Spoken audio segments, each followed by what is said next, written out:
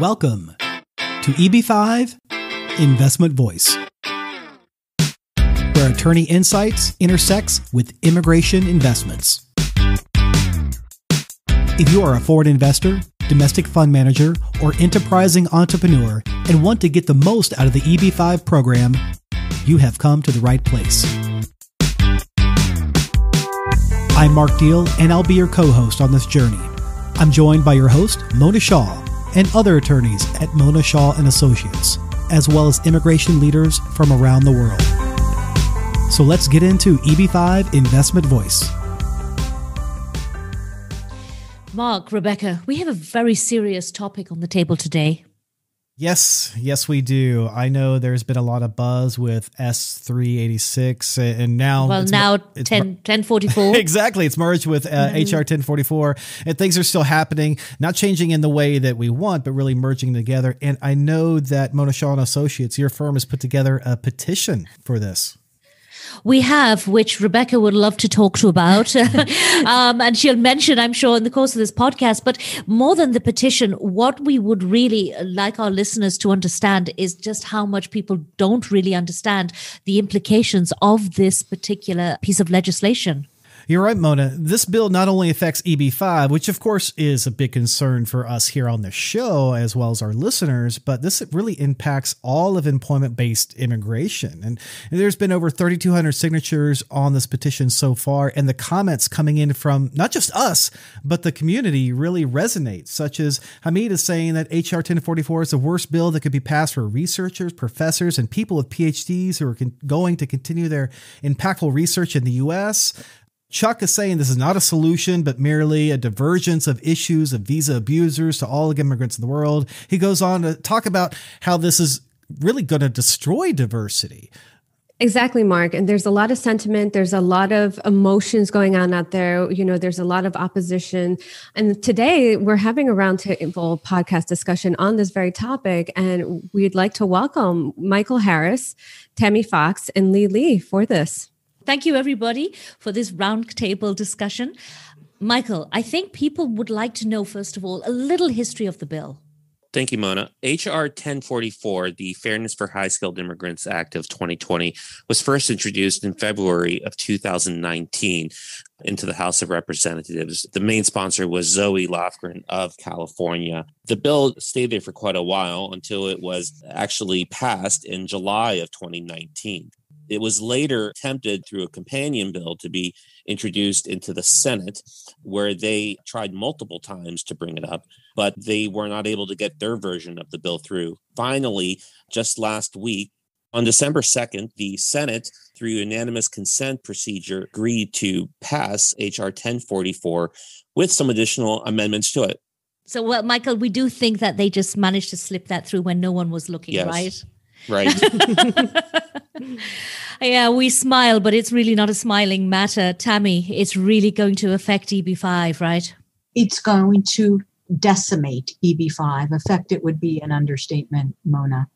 It did and it didn't catch us off guard because Senator Lee has been continually trying to obtain a vote on unanimous consent on what was his 386 bill, and realizing that there would be no time for a conference committee to meet on 386 and merge it with 1044.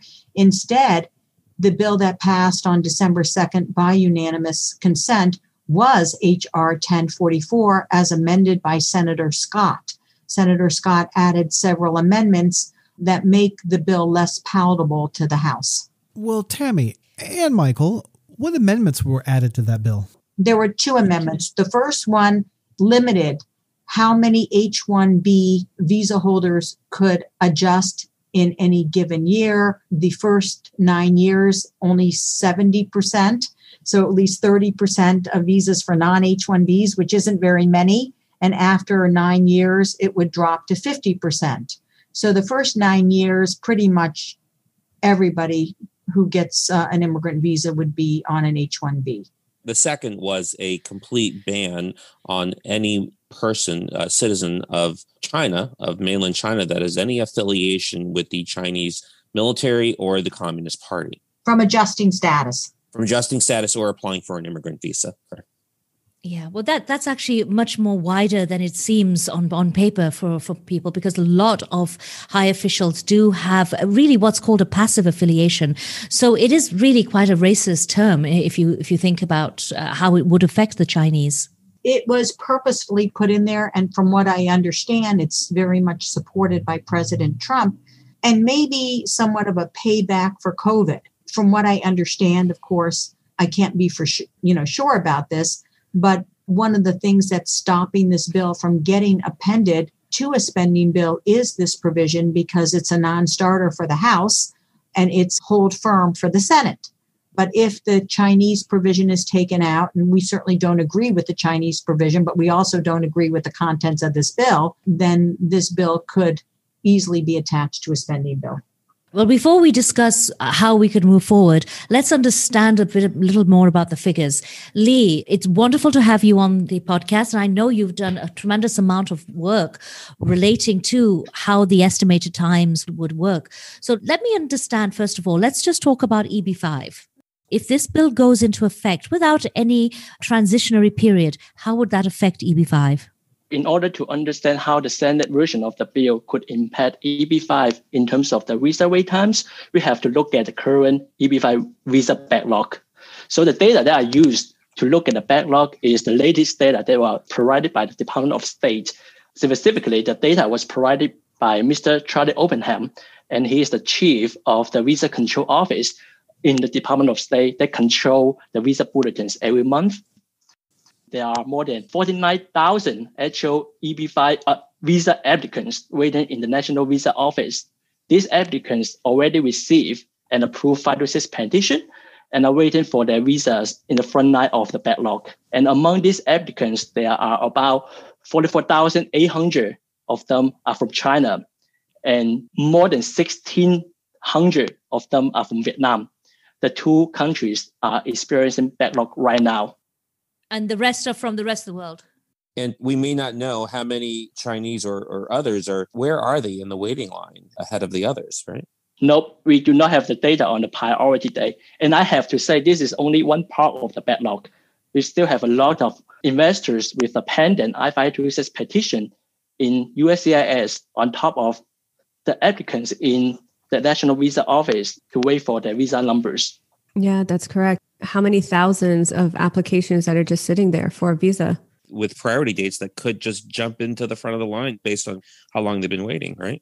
Right. But I think looking at the history of most projects and how the big regional centers went out to China, I think it's fair to say that more than 2/3 of the backlog would be Chinese. Yeah, and that's an interesting point, Mona. So basically, the way we figure out what the wait time would be is we look at the longest line for EB-5, and anybody who files now would be at the end of the longest line.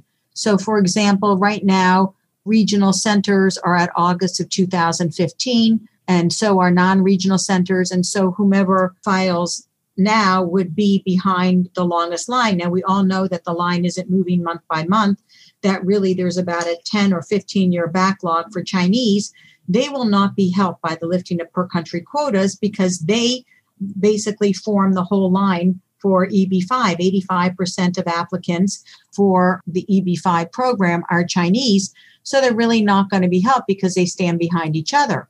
On the other hand, any other nationality who expected to not be in any line because there's only a small line, for example, for Vietnam and no line for any other nationality, will now stand behind the Chinese. And so for somebody with a pending 526 today, who's from, say, for example, Venezuela, would expect to be in line maybe for 10 to 15 years. I believe Lee did the figures. Lee, could you give us some more insight? If we can step back on the visa backlog, so in addition to the 49,000 actual applicants and MVC, Charlie also gave us his estimate. By saying estimate is a fancy way of saying he guessed. So he estimated that the pending 526 petitioners in USCIS would require nearly 34,000 EB-5 visa numbers once their 526 are approved.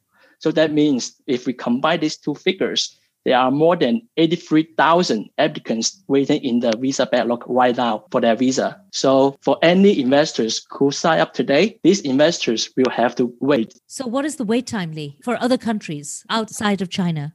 I love you have been always so direct, Mona.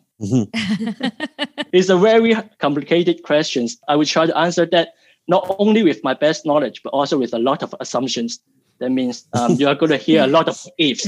So if the visa backlog is correct with 83,000 applicants on the line and investor filed it today, and if the per-country cap bill, naming HR 1044, is signed into law today, that means everyone have to wait until all these applicants receive their visa numbers in order to have any visa numbers available to new applicants.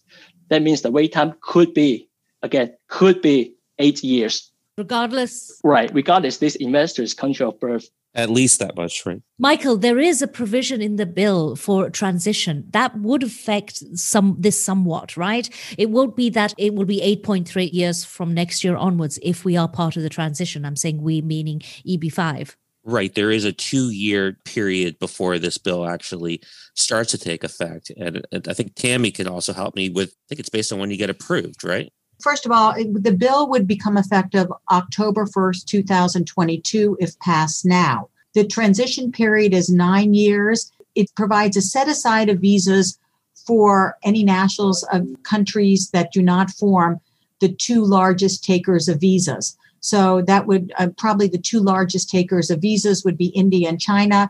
So there's a 30% set aside year 1, 25% year 2, 20% year 3, 15% year 4, 10% year 4, 5, and 6, and it goes down from there. But actually, Mona, that set aside is so inconsequential that it really is not going to provide any help for EB-5 at all. And because EB-5 processing is taking so long, the hold harmless provisions that were in the bill originally in the Durbin bill have now been stripped out in favor of an early adjustment filing that will not be available to people who are in EB-5 category. So, for example, EB-1s, 2, and 3 will be able to file an adjustment application 2 years after an approved I-140, but there's no such relief for EB-5. It's got the harshest consequences for the EB-5. It really is. Nobody would, in their right minds, would come and invest in the EB-5 program if this goes through like this. It's an EB-5 killer. Yeah. To me, it's really shocking that right after the investment amounts were raised, a year after, 900,000 to 1.8 million, that we would basically then tell investors, I'm sorry, now you invested, but we're changing the rules in the middle of the game, and now it's a 10-year wait for you. That's absolutely outrageous. And if another country did that to U.S. citizens investing in that country, we would think they were a real banana republic. And I have to tell you, it's just not acceptable. And if regional centers and project developers aren't screaming and yelling, then quite honestly, they deserve what they get because they ought to be outraged. Do not take your eye off the ball. There's a lot of push by tech, and this can and will happen if people do not really protest it. I couldn't agree with you more, Tammy. And that is one of the reasons why there are groups like the group that yourself and Michael are part of. Since we've managed to get a petition out on change.org, which we'll discuss shortly, but we have been the recipients of so much hate Twitter, hate mail, negative Google reviews. We're not out there to be against anyone. We are out there to help all immigrants, right? Mona, you say something very important. And I told you before we got on this podcast, my whole car was keyed. And I represent many, many Indian nationals, and I want them to get residence. And I don't want their children to age out. But I could think right off the top of my head of 10 fixes that would be clean fixes that cure the backlog for good and wouldn't destroy diversity and workforce immigration for the rest of the world. And we, immigration lawyers, we are the experts in immigration, but tech crafted this bill without immigration lawyers in a way that really provides only a mechanism for H-1Bs to be able to get residence for the next decade. And the sad thing is if you do the numbers, in 10 years from now, the India backlog will be even worse than it was before. Right. Yes. This isn't a cure. Exactly. And, this destroys workforce immigration. It really does. Lee, I have one question. Even with all of this, are the Chinese helped? Because the Chinese in the EB5 currently have a 15 to 16 year backlog. How much do the Chinese go down by? Based on my statistics, again, I would like to give you a quick answers, but I cannot because there are so many assumptions that moving part here. I just mentioned, based on the estimates provided by Charlie, there are nearly 57,000 visa applicants in the Chinese backlog right now. So if we look at what's happening right now with the per-country caps in place, the wait time for these Chinese applicants largely depends on how many unused EB-5 visas every year that are left. But however, based on the volume of 5 to 6 approvals from USCIS, I estimate, on average, I think 5,000 EB-5 visas would be available to China annually. So you're looking at a reduction of 3 years, perhaps? Right, from 11 years wait time as it is to maybe 8 years if the HR 1044 was passed. And quite frankly, my math doesn't show that. I mean, because Chinese form most of the line and there are really, the rest of the world does not stand in the way of Chinese, they're really not going to benefit from this. In an EB1 or EB2 or EB3 world, they might benefit because they form a very small part of the line. But there's such a significant presence in the EB5 world that this really will not impact them in any favorable way, but it will destroy the expectations of non-Chinese. Yeah, I think in the long run, this is a quick way of getting things faster, getting those who are in the front of the line, getting there faster. But in the long run, everyone's going to end up in this long backlog. It's going to hurt everyone. No one's thinking long term. We're thinking quick fixes. We need to think about what's going to be right for everyone. How are we going to affect the rest of the world and bringing everyone here fairly? So Mona, what is it that we can do? What is it that we can all do to make sure? Let me throw it out. Michael, what do you suggest? What can we do at this point other than scream? Well, other than scream, one thing I've suggested to several hundred investors that I'm in a group with, they should be asking their lawyers, what are they doing to protest this? That's one of the things, because this has to be a grassroots movement, I'm afraid, because we're not getting a lot of attention from this at the moment. So that's one thing. Could also see some reform, obviously, with EB-5 on the derivative visa count, but that's gone nowhere at this point, despite litigation there. And see, I see a different perspective here. This battle is not going to be won by the lawyers, period. While we may have skin in this game, we don't have that much clout on the Hill. But who has the clout on the Hill? The regional centers, the project managers, the project owners, the developers. And, they have their senator and their congressman's ears. They have paid lobbyists. Let them go in there and say, this is absolutely outrageous. We have all these people who have invested hundreds of thousands to millions in our community and into job creation. And now we're going to change the rules in the middle of the game. It's not okay. Precisely. We're not in the hundreds of thousands. We're in the billions. And EB-5 can bring in $9 billion a year at a time when we really need jobs and an economic boost in this country. When I was talking hundreds of thousands, I was talking about individual investors who have in good faith put forth funds in order to get their residents in what would otherwise not be such a great investment. And if you change the rules in the middle of the game, you destroy the entire program. Exactly. Right. And that's exactly what is happening. And if the developers and the project managers and the regional centers and the investors don't start to get involved in this and call their congressmen and call senators, and for investors, they need to call the regional center managers and the project managers and insist that they get on the Hill and start fighting. We need regional centers to reach out to their investors. We need a grassroots movement to swell up here. It can't just be one group, one person. We need everyone really to do this. So regional centers really need to have a call to action to their investors. I see one group with several hundred investors, and one investor noted he's in a project right now with 600 investors right now. And this is the promise that he was given when he came here or when he started to do this, that he was not going to have the blanket essentially pulled out from under him.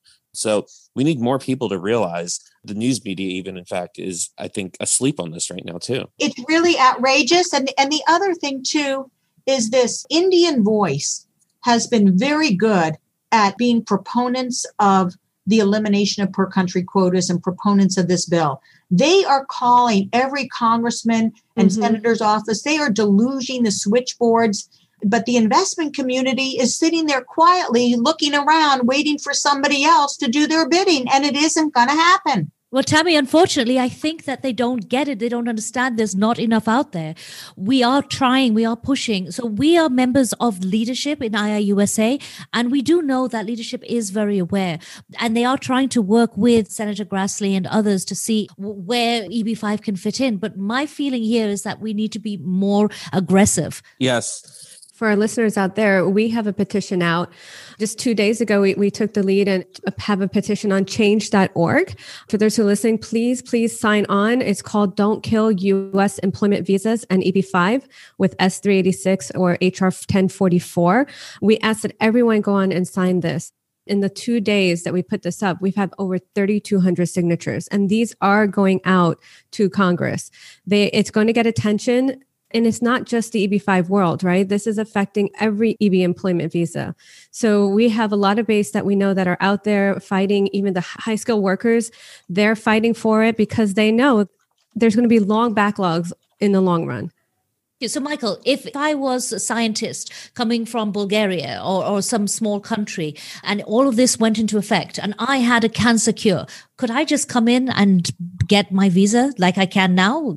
Not from overseas, because all the embassies are. Well, are I'm meaning right now. I mean, right. Oh. Ouch! Nothing's open. But in the long run, right? If they're having this, if we're going to get pushed back, and let's say someone's coming from, like for Iran or other countries, or like Mona said, Bulgaria, because these are smaller countries, they have smaller numbers. They're going to get pushed back now to the back of the line. Right. Correct. Especially if they're waiting right now with an I-140 pending. My point that I'm trying to get across is that we still want to bring the brightest and the best from the whole world, Michael, right? Right. Exactly. Right. And if this comes in, we will lose out on that. It's the brightest. It's the best. It's the most talented people. We have Major League Sports. Baseball is a really important sport to this country. And many of those athletes are from Latin America or Korea, more and more in Japan. What are they going to have to do? They're going to have to languish in a non-immigrant visa for 10 years. Yeah, exactly. So we're losing not just talent, we're losing skill, we're losing money.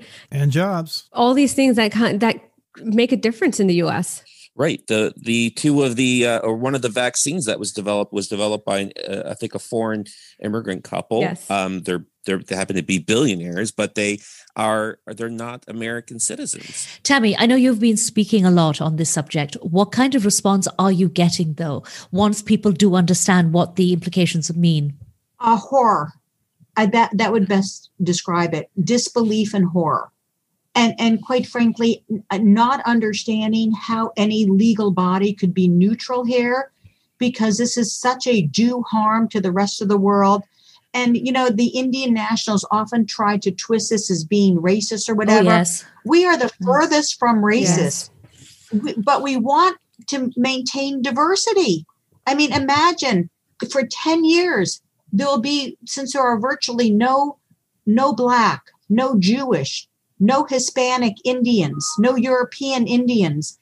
Basically, you're going to see the end of diversity in immigration in America. And nobody wants that either. Well, I certainly don't want that. And I hope that key decision makers on the Hill don't want that either. Michael, let me ask you something. I know that S386 and HR 1044 has merged. What does somebody look for now? Where should our listeners go to get more information? Well, you can, of course, go to congress.gov to find it, but it's too confusing, I think, for anyone to really go through the tables of the different bills that are out there. That's a really good question. How does someone continue to follow this? It's a good question. And the problem is as we're holding this podcast, this is happening. Yeah. This is in play. Mm-hmm. And the best people to monitor this, quite frankly, are lobbyists, because they pull the bills and they look at what's happening and they look at what's being included and they're talking to the legislative aides in the Senate offices. And who has these lobbyists? Well, the AID coalition, our coalition that Michael and I are part of, we have a lobbyist. And people can fund our lobbyists because every month we cough up money to continue that fight. And really, every regional center is involved with lobbyists. Every project is involved with lobbyists. These are wealthy developers, and they have a lot of clout. And you really need to call on them to step up to the plate. And if I may jump in here, as the trade association of the EB-5 regional center industry, as Mona mentioned, IUSA is very engaged with a lot of congressional office on the Hill. And we have been worked very hard to inform them the impact of this legislation. But we really need to reach out to our Congress folk and tell them we are in favor of anything, which is good, but we need diversity. We need smart immigration. When is it too late? Where are we at this point? How long do we have? Is it going through? Do we think it's going to go through this year? I've written about this in a blog piece. I do not see this going through right now because there is a lot of adjustment that has to be done. And there are parts of this bill which are unpalatable. However, I am worried about this slipping through just the same way that the S386 slipped through and being perhaps attached to the appropriations bill or brought up in the next Congress. Right. This Congress is ending on January 3rd for the Congress and January 20th for the new president. Right. So this would all die down. I don't know what dynamic has changed, but I know that the Democrats have lost more people in the House, obviously, and we'll have to see who controls the Senate. I don't think it's a Democrat or it's a Republican matter, Michael, because if you look at who's supporting this bill, there's a lot of Democrats who are supporting it, even Kamala Harris herself. Right. And I don't think they understand the implications. Right. 1044 passed 365 to 65 in the House. Yeah. Yeah. I think that it's a bipartisan piece of legislation, and I think they really just don't understand the overall implications. And that's why, as Tammy says, we've just got to get out and make some noise. And with any luck, Tammy, this week goes by with legislation issues relating to all the appropriations bill and the stimulus. They won't have time for this, and we might have a little bit more time to actually lobby and get the information out, if we can get our voices heard. Yeah, I agree. We all have voices. One thing my parents always taught me is don't expect somebody else to stand up for you. Stand up for yourself. If this doesn't mean enough for you to fight, it's not going to mean enough for somebody else to fight. Everybody has skin in this game, and you really got to go out there and fight because EB-5 is on the line here. Famous last words, Tammy. I couldn't agree more. But you did mention earlier that you had a number of fixes that Congress should be looking at. Are we looking at more visas? There are many things. Number one, there is construction of the law would allow for not counting of derivatives. Correct. So a new administration can find, and actually Cyrus Mehta and myself once briefed this for the Obama administration, of how the way this statute is written, derivatives really do not need to be counted. This could really be done without even a legislative fix. More visas would certainly help. Early filing of adjustments with CSPA protection and EADs. That would certainly be beneficial. And I'm not talking about the type of early filing that has been put in the HR 1044 because that doesn't help EB-5. Another fix would be exempting national interest and extraordinary ability from the quota. Why do we have a quota on, we have too many people in the national interest. Oh, you have to go home because even though you're in our national interest, you're one too late. Oh, yeah. Sorry. We actually have too many exceptional COVID researchers right now. It doesn't make sense. If somebody's extraordinary or in the national interest, we should be encouraging these people to come, not setting any quota. Right. So there's a fair amount that we could be doing that we're not doing to propose other solutions. Also, recovery of unused visas in past years. A flush of 50,000 or 60,000 unused visas would certainly help the backlog. These numbers haven't moved since 1990. Time for them to move. We need a political shift really in this country regarding the attitudes about high-skilled immigration, about employment-based immigration, the economic effects from especially employment-based immigration based on companies that are established here like Google, like Adobe, like Microsoft now that's run by an immigrant, what it's doing for this country. We have forgotten that in this country, what immigrants do for us. The immigrants are not the patsy for the economic troubles of the economy. Immigrants should not be blamed for any difficulties. In fact, the studies show that they're leading to job creation because of their work in this country. Since Michael talked about job creation is everything about EB-5. EB-5 is a job creation program. And quite frankly, this bill would change a lot of things. But what this bill would not change is the fact that still 10,000 visas are available to EB-5 applicants every year. I think Rebecca raised a great point. If you're thinking long-term, 10,000 visas are just maybe 3,333 investors per year. So we definitely need more, as Mona mentioned, especially when this country is recovering from the economic and pandemic crisis. We need more jobs. We need more foreign investments, and we need more visas in order to do so for EB-5 job creators. So Lee, again, I couldn't agree with you more. We please, for all our listeners out there, get on to change.org, sign the petition. We need job creation. We need economic stimulus here in the country. You're absolutely right, Rebecca. And for those listening to EB5 Investment Voice right now, we invite you to add your voice to this change.org petition. We're going to include a link of it right in the podcast player of choice, right on your mobile phone, or if you're listening on the website, there's a link right below. Help us save the EB-5 program, and well, all employment-based visas really, and protect immigrant diversity.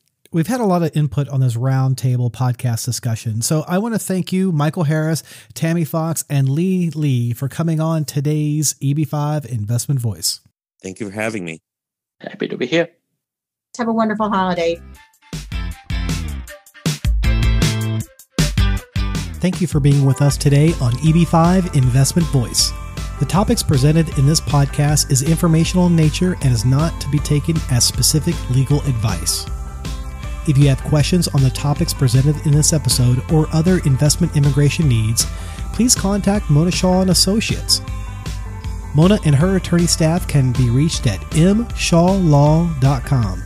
That's mshawlaw.com. Make sure you don't miss our next episode focusing on a different aspect of the EB-5 program by subscribing to the podcast. While you're at it, leave us a rating on iTunes.